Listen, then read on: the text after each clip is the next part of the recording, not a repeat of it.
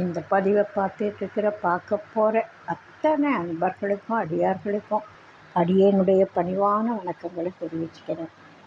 அன்பினை பெறுவாயாகில் அதர்மங்கள் அனைத்தும் நீங்கி துன்பமும் தவிர்ந்து போகும், துயரம் இங்கு உண்டோ சொல்வாய். இந்த பதிவில் நம்ம பார்க்க போகிறது மார்கழி பிறந்தாச்சு. இந்த வருஷத்தினுடைய மார்கழி மாதம். இதை கிராமங்களில் பீடை மாதம் அப்படின்னு சொல்லுவாங்க. அது நிறைய சொற்கள் மருவி காலத்தால் அதோட உருவத்தை மாற்றி ஒலிக்கப்படும்.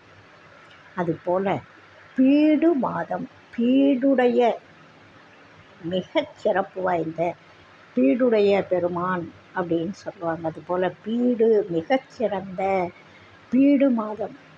கண்ணன் சொல்வார், மாதங்களில் நான் மார்கழியாக இருக்கிறேன் அப்படின்னு சொல்வார் கிருஷ்ண பகவான்.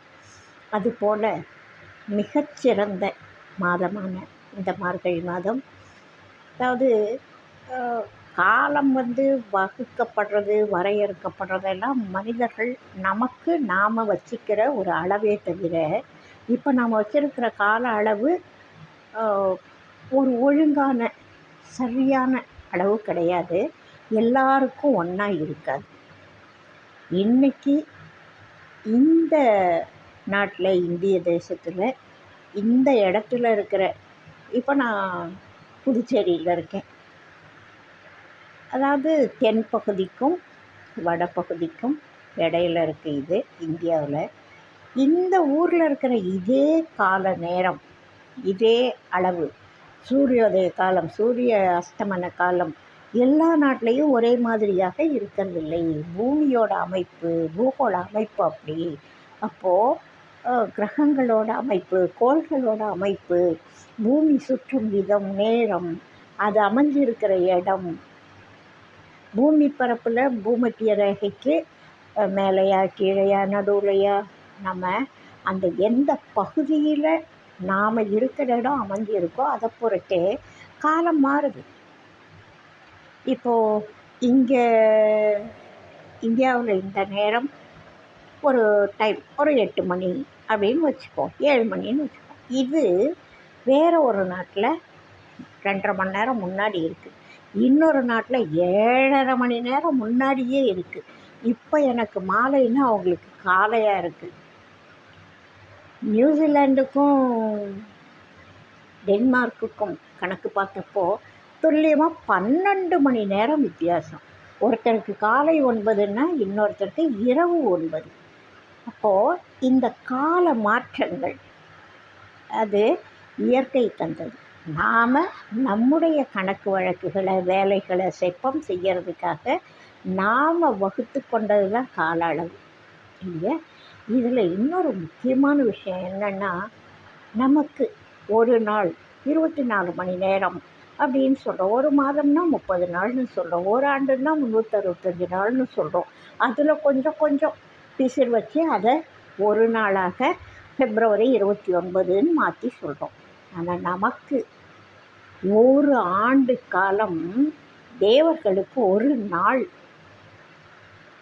அந்த ஓராண்டு காலத்தில் அவங்களுக்கு ஒரு நாளாக இருக்கக்கூடிய இந்த மார்கழி மாதம், நமக்கு கிடைக்கக்கூடிய இந்த பருவ காலம் அவங்களுக்கு தேவர்களுடைய ஒரு நாளினுடைய விடியற்காலை நேரம். தினமுமே விடியற்காலை பொன் போன்றது. பல விஷயங்களில் அந்த சூரியோதயத்துக்கு முந்தின நேரம் பிரம்ம முகூர்த்தம் மிக சிறப்பான ஒரு நேரம். எல்லா வகையிலையும் எல்லாருக்கும் அந்த உறங்கி எழும்பொழுது உடம்பினுடைய மாற்றங்கள், அந்த ஆற்றல், ஓய்வெடுத்துட்டு ஃப்ரெஷ்ஷாகுது இல்லையா, அந்த உடல்நிலை மாற்றங்கள், சீதோஷ்ண மாற்றங்கள், மனநிலை மாற்றங்கள், ஓய்வுக்கு பிறகு ஃப்ரெஷ்ஷாக இருக்குது. அதனால் உடலை போலவே மனமும் ஓய்விலிருந்து வெளியில் வருது. அப்போ எல்லாத்தையும் ஆற்றல்களை எடுத்துக்கக்கூடிய ஆற்றல் நம்ம உடம்புல மனசில் அதிகமாக இருக்கும். அதனால தான் அந்த காலத்தை, பிரம்ம முகூர்த்தத்தை, விடியலை எல்லாரும் பாராட்டினாங்க. இப்போது ஸ்ரீவில்லிபுத்தூர் அப்படின்ற ஊரில் பெரியாழ்வார் வாழ்ந்து வந்தார். நமக்காக மானிடர்கள் உய்யும் பொருட்டு ஸ்ரீ லக்ஷ்மி தேவியே பூமிக்கு ஸ்ரீவில்லிபுத்தூருக்கு வந்து குழந்தையாக அவதாரம் பண்ணி ஆண்டாள் நாயக்கியார் பெரியாழ்வாரோட பொன்னாக வளர்ந்து வாழ்ந்து அவங்க ஒரு மிகப்பெரிய உண்மையை நமக்கு சொல்லிட்டு போயிருக்காங்க. இறைவனை அடைய என்ன செய்யணும், எப்படி வாழணும், உண்மையான முக்தின்னா என்ன, ஒரு பெண், அதாவது உலகத்தில் தவசிகள்னால் ஆண்களைத்தான் பெரும்பாலும் எடுத்துப்பாங்க, கருதுவாங்க. நான் ஒரு பெண்ணாலையும் இறைவனை அடைய முடியும், முத்தி நெறி அடைய முடியும், பேரின்பத்தை அனுபவிக்க முடியும் அப்படின்னு வாழ்ந்து காமிச்சிட்டு போன ஒரு பெண்மணி ஆண்டாள் நாயக்கியார். பெண்மணியாக வாழ்ந்த லக்ஷ்மி தேவி. அவங்க என்ன பண்ணுறாங்க, சின்ன வயசில் வாலிப வயசில் எண்ணங்கள் பலவிதமாக எல்லாருக்கும், அதாவது ஒரு துருதுருப்பான வாழ்வியல் சார்ந்த எண்ணங்கள் இருக்கும். ஆண்டாள் நாயக்கியார் நமக்கு சொல்லித்தர்றாங்க. திருப்பாவை அப்படின்ற பாடலை பாடி அவங்க வாழ்ந்த வாழ்க்கையே மிக மிக அருமையான வாழ்க்கை. அந்த வாழ்க்கைக்கு இருக்கும் ரொம்ப சுலபமாக சொல்லப்போனால், அவங்க குழந்தையாக வளர்கிறாங்க. அவங்க அப்பா வந்து திருக்கோவிலில், ஸ்ரீவில்லிபுத்தூர் கோவிலில் கோவில் கைங்கரியங்கள் பண்ணிகிட்ருப்பார். இறைவனுக்கு பூமாலை, அந்த நந்தவன பராமரிப்பு, மலர்களை பறிக்கிறது, மாலை தொடுக்கிறது, இறைவனுக்கு கொடுத்து அனுப்புறது, இந்த மாதிரியான தெய்வ கைங்கரியங்கள் பண்ணி வாழ்க்கையை வாழ்ந்துட்டுருக்கார். தெய்வீகமான வாழ்க்கை, புனிதமான வாழ்க்கை. அவர்கிட்ட இவங்க பொண்ணாக வளர்கிறாங்க. இவங்களோட வாழ்க்கை அனுபவங்கள் எப்படி இருக்கும்னு பாருங்கள். அவங்க வந்து ஆண்டாள் நாயக்கியார் குழந்தைய கொஞ்சம் கொஞ்சமாக பெரியவங்கள இந்த அவதாரங்கள்லாம் யாரும் தாய் வயிற்றுக்குள்ளேருந்து எல்லாரும் வந்துட மாட்டாங்க. அவங்களுடைய பிறவி வந்து எடுக்கிறது தான். அதாவது குழந்தையாக அவங்க வருவாங்க, அவங்கள எடுத்து இவங்க வளர்ப்பாங்க. அப்படிலாம் நிறைய கதைகள் இருக்கும். கண்ணன் அவங்க தாயார் வயிற்றில் வந்ததுக்கு காரணம் வேறு. தாயை குடல் விளக்கம் செய்ய வந்த தாமோதரன் அவர். எல்லா கதைகள்லையும் அப்படி இல்லாமல் இப்படியும் இருக்கும் நிறைய. அது மாதிரி ஆண்டாள் நாயக்கியார் வளர்ந்தாங்க. அவங்களுக்கு வந்து அந்த இறை சிந்தனையே இருக்குது. லக்ஷ்மி தேவி திருமாலை தேடுறது ஒரு பெரிய அதிசயமா அப்படின்னு நினைக்கலாம். நாம் அப்படி செய்யணும், நாடணுன்றதுக்காக வாழ்ந்து காட்டியவர்கள். அவங்க வந்து கண்ணனுடைய கதைகளை, கோவில்களை போகிற போது பாடல்களை கேட்குறது, அப்பா பாடுறது, அப்பா செய்கிற கைங்கரியங்கள் எல்லாத்தையும் பார்க்குறாங்க. அந்த கண்ணனுடைய பெருமைகள், கீர்த்திகள் அவங்க மனசுக்குள்ளே ஆழமாக பதியுது. திருவரங்கன், நம்ம ஸ்ரீரங்கம் கோவிலில் உள்ள திருவரங்கன் திருமால், அந்த திருவரங்கனை அவங்க மானசீகமாக தனக்கு மணவாளனாக நினச்சி வளர்கிறாங்க. எல்லாரும் அப்படி நினைக்கணும், ஆனால் எல்லாரும் நினைக்க முடியாது. நம்முடைய உலகியல் வாழ்க்கை வேறு, இந்த உடல் சார்ந்த வாழ்க்கை வேறு. அவங்க சொல்லி கொடுக்க வந்தவங்க, கற்றுக் கொடுக்க வந்தவர்கள் வாழ்வியல் முறை. அப்போ திருவரங்கனை தன்னுடைய மானசீக கணவனாக வரித்து வாழ்ந்துக்கிட்டு இருக்காங்க. அப்போது கோவிலுக்கு பூமாலை கட்டி இவர் கொடுத்து அனுப்புகிறாரு. அந்த மாலையை இவங்க மனசில் அவரை வந்து மணவாளனாக வரித்த ஒரே காரணத்தால் இறைவனுக்கு சாத்தக்கூடிய மாலையை தன் கழுத்தில் எடுத்து போட்டு பார்க்குறாங்க. அப்போ அவங்களுக்கு கண்ணாடி இல்லை. அங்கே உள்ள கிணற்று நீரில் அப்படி குனிஞ்சி பார்க்குறாங்க. தன்னுடைய மணவாளன் அணிய வேண்டிய மாலையை தான் அணிஞ்ச சந்தோஷம், இது அவர் அணிய போகிறாருன்ற மகிழ்ச்சி அந்த குழந்தை மனசில், பொன் குழந்தை மனசில் ஊற்றெடுக்குது. தினமும் இதை செய்கிறாங்க. ஆனால் அப்பாவுக்கு அது தெரியல. ஒரு நாள் கோவிலுக்கு மாலை போகும்பொழுது அதில் இவங்களோட ஆண்டாள் நாயக்கியாரோட தலைமுடி இருக்குது. அப்பா பார்த்துடுறாரு. ஐயோ, தீட்டுப்பட்டுடுத்தே, தலைமுடி இறைவனுக்கு சாத்தக்கூடிய புனிதமான மாலையில் தலையிலேருந்து இழிஞ்ச இறங்கிட்ட கொட்டிட்டு ஒரு முடி இருக்கே, நான் கவனிக்காமல் பண்ணிட்டோமே அப்படின்ற வருத்தத்தில் வேதனையில் அவர் அந்த மாலையை போடாமல் வேறு மலர்களை போய் பறிச்சிக்கிட்டு வந்து மாலை தொடுத்து அதை போடுறாரு. ஆனால் நம்ம திருமால் அதை ஏற்றுக்க மாட்டேன்னு சொல்லி மாலை நிற்கவே இல்லை, கீழே கீழே விழுது. எத்தனை தடவை போட்டாலும் கீழே விழுது, எப்படி போட்டாலும் கீழே விழுது. வேறு வழியே தெரியல, ஏன் இப்படி இருக்குது அப்படின்னு சொல்லி பெரியாழ்வார் வருத்தப்படுறாரு. எல்லாரும் சந்தேகம் கேட்குறாங்க. அப்போது திருமால் பெரியாழ்வாருடைய கனவுல தோன்றி, ஆண்டாள் எனக்குரியவள், அவளை நான் திருமணம் பண்ணிக்க போகிறேன், நீ முறையோட திருவரங்கத்துக்கு பல்லக்கில் வச்சு கூட்டிகிட்டு வா அப்படின்னு சொல்கிறாரு. கூட்டிகிட்டு போகிறாங்க. திருவரங்கத்தில் இன்றைக்கி இருக்கிற அந்த மூலஸ்தானத்தில் இந்த அதிசய காட்சி நடந்திருக்கு. ஆண்டாள் நாச்சியார் இறங்கி உள்ளே போகிறாங்க. எவ்வளவோ பேர் பார்த்துக்கிட்டு இருக்கிற போது உள்ளே போன ஆண்டாள் அரங்கனோட கலந்து இறைவனோட ஒன்றாயிட்டாங்க. இதுதான் முக்தி நெறி அப்படின்னு நமக்கு காமிக்கிறதுக்காக ஆண்டாள் நாச்சியார் பண்ணாங்க. சைவ கதைகள்லையும் இதே மாதிரி சிவனோட மாணிக்க வாசகர் அப்படி கலந்துடுவார். இது மாதிரி சுந்தரர், ஞான சம்பந்தர் இவங்கெல்லாம் அப்படி கலந்ததாக நமக்கு கதைகள், வரலாறுகள் சொல்லித்தருது. சைவ சமயமா வைணவ சமயமா அப்படின்றத விட்டுட்டு பரம்பொருள் அடியார் அப்படின்னு எடுத்தால் அவங்களுக்கு தெரிஞ்ச வழிகளில் அவங்கவுங்க இறைவனை சார்ந்து வாழ்ந்தார்கள், முக்தியடைந்தார்கள். இது போல் இந்த ஆண்டாள் நாச்சியார் வாலிப வயசில் பாடல்கள் பாடுறாங்க. இறைவனை நோக்கி பாடப்பட்ட பாடல்கள், பக்தர்களுக்காக அவர்கள் உய்யும் பொருட்டு அவர்களும் அதை பாடி பரவி அந்த நல்லதை அடையணுன்றதுக்காக பாடப்பட்ட பாடல்கள். திருப்பாவை அப்படின்னு நிறைய பாடல்கள் பாடியிருக்காங்க. அதில் ஒன்று திருப்பாவை பாடல்.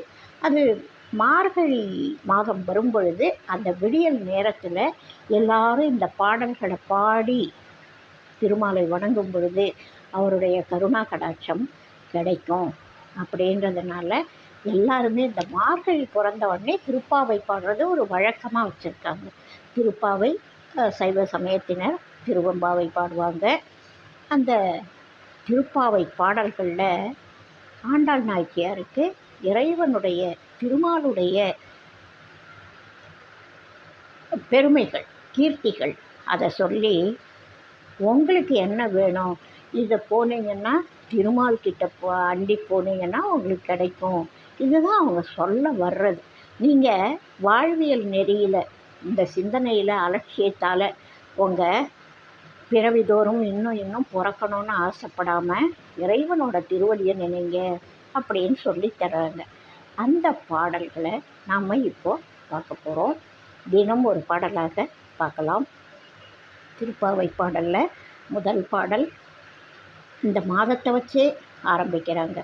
மார்கழி திங்கள் மதி நிறைந்த நன்னாளா நீராட போதுவீர் போதுமினோ நேரிழையீர் சீர்மல்குமாய் பாடி செல்வச் சிறுமீர்கள்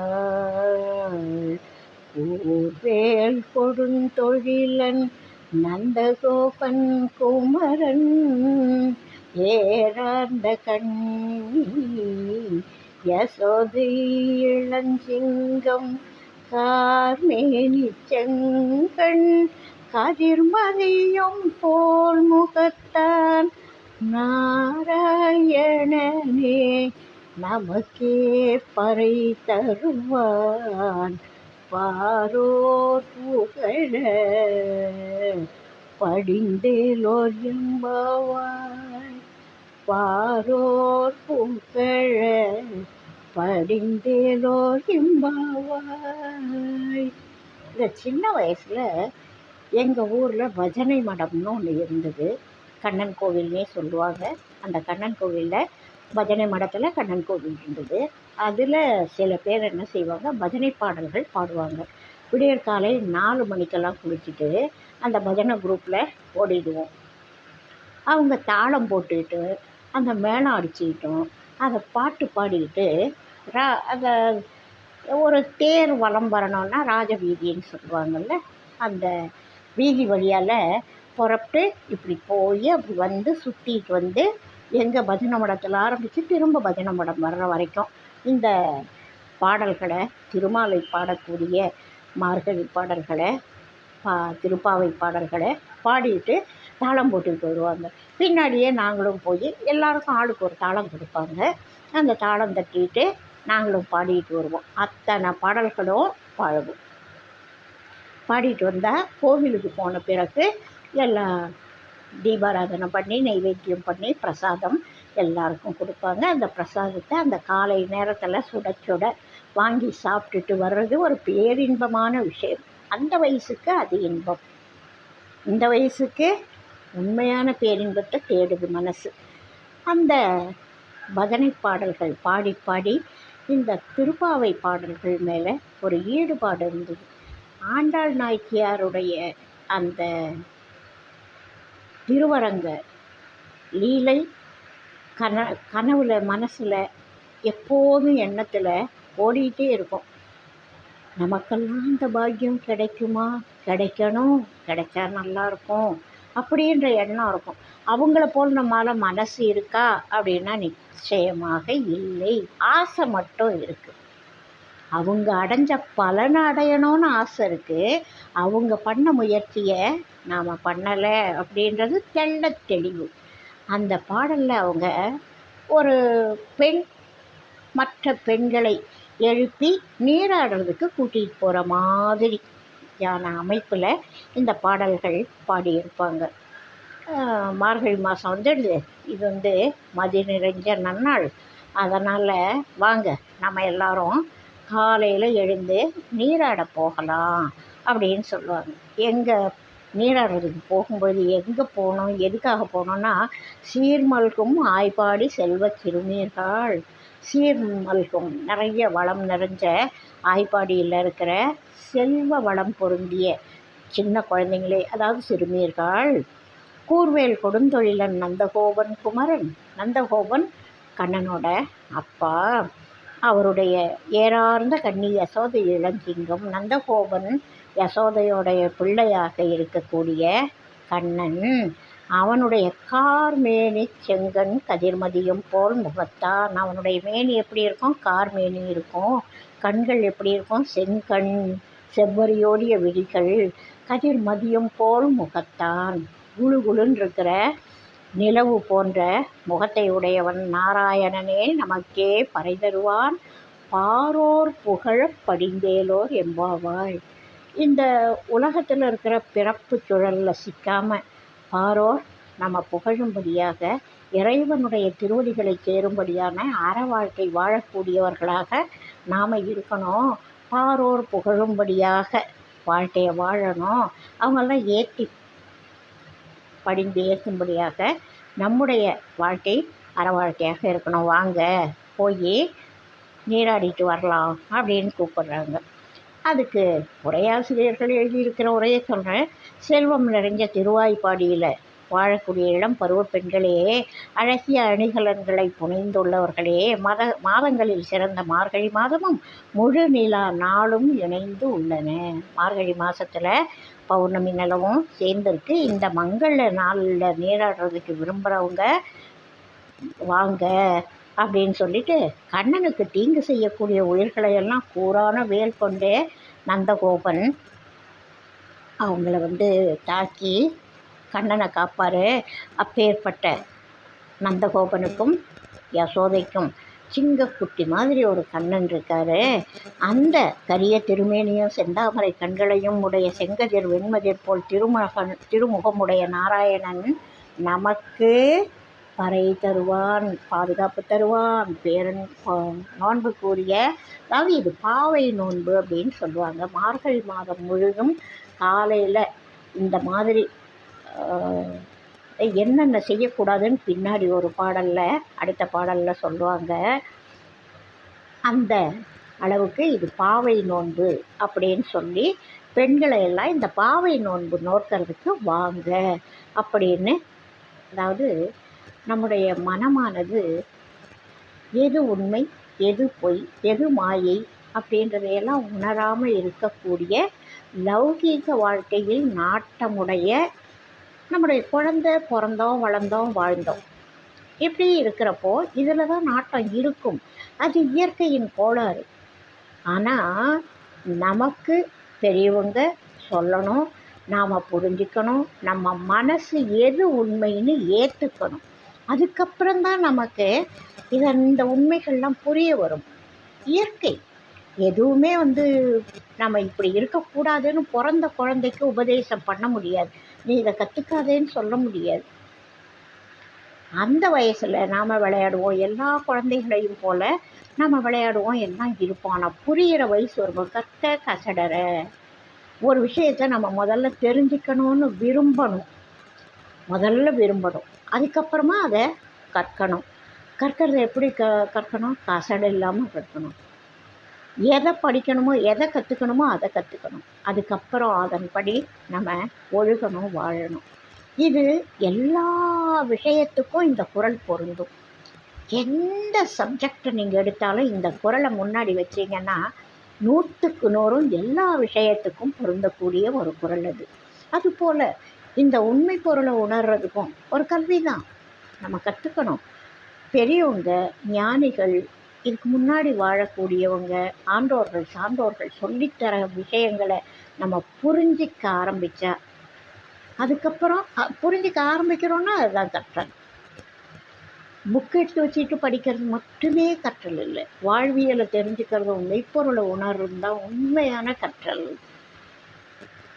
இதை வள்ளுவர் பெருந்தகை முதல் குறள்லேயே முதல் அதிகாரத்தில் முழுசும் அதுதான் சொல்லுவார் இல்லையா?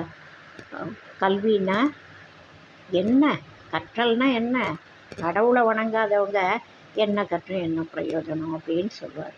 அதுதான் உண்மையான கற்றல். இறைவனுடைய திருவடிகளில் வணங்குறதும் சேர்றதும் தான் உண்மையான கற்றல் அப்படின்னு சொல்லுவார். அதுபோல் இந்த திருப்பாவை பாடல் மிக அருமையான பாடல்.